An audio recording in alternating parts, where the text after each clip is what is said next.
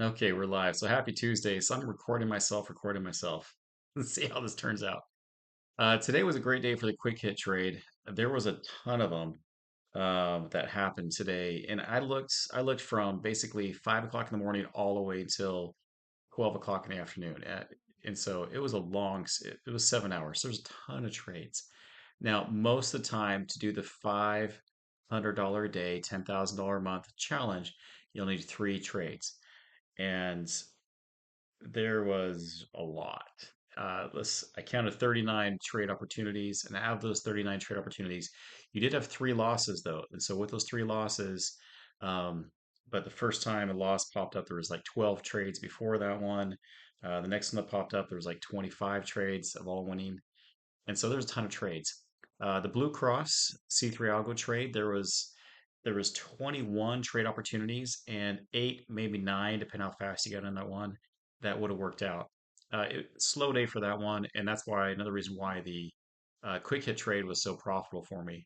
I did play both, I did trade both, and I made money on it all. So, but what I want to show you today is the quick hit trades and where I place my orders. And you'll see sometimes it's like if it goes past 3 minutes, it's not worth it. And how many bars from the time I place a buy or sell. But I think it's important that you guys see this so you see kind of where I'm placing my buys and sells, so that way you can be successful at it too. Of course, the same rules follow along with C3 Algo, but watch this, okay? Let's just go over to the charts real quick, and you're gonna see some lines. This is at 5:10 in the morning, and if I really wanted to hang out this long, it would have worked out. Most likely I'm done after 3 minutes, but this is the first one that worked. The next one is this little guy right here. So I'm looking for a big movement up, some negative space right here. Place my sell order, and then it would have got me out here. And if you look, this would have been another buy order for me right here. It's a big movement down, lots of negative space, but nothing came to happen.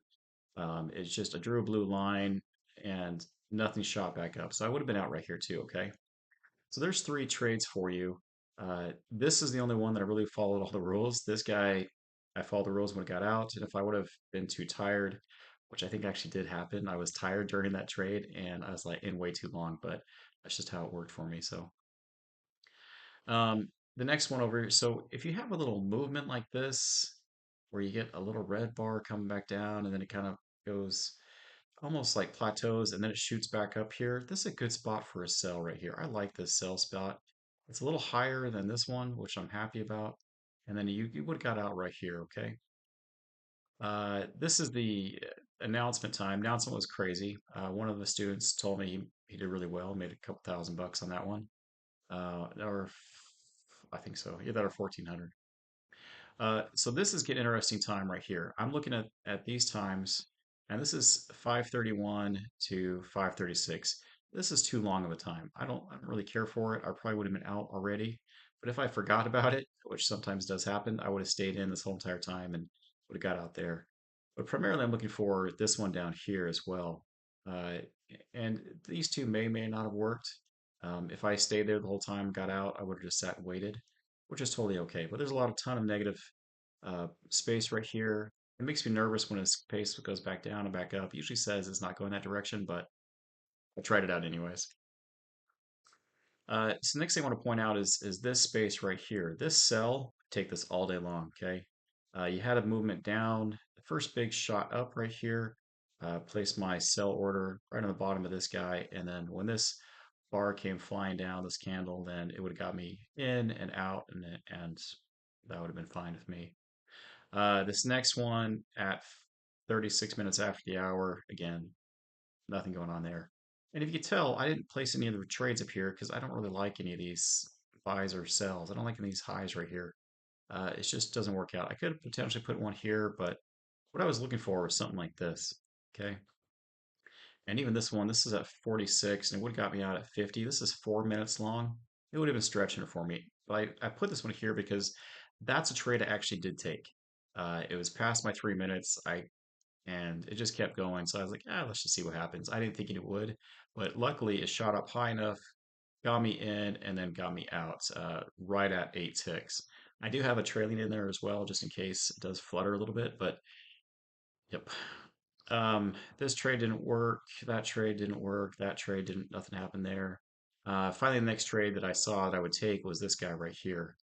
And this was at 609.30, and it would have got me out at 12. Another trade I did take, and but you can tell it's like a little movement here, huge shot up, which I like. And then I place the sell order on the bottom of this little candle here, wait till it comes down, boom, I'm in. Big movement down, negative space, and then so I'm going to place my sell order on the lower of these two because it had the nice movement up, and then going back down. Again, nothing here. This one, I believe, was 22 to 25. This is a kind of the tail end of it, and this worked out. So, oh, I wanted to show you these three. Now, here's three different spots that could worked out. Actually, I don't know why there's three here. There should only be two. I think this is supposed to go right there.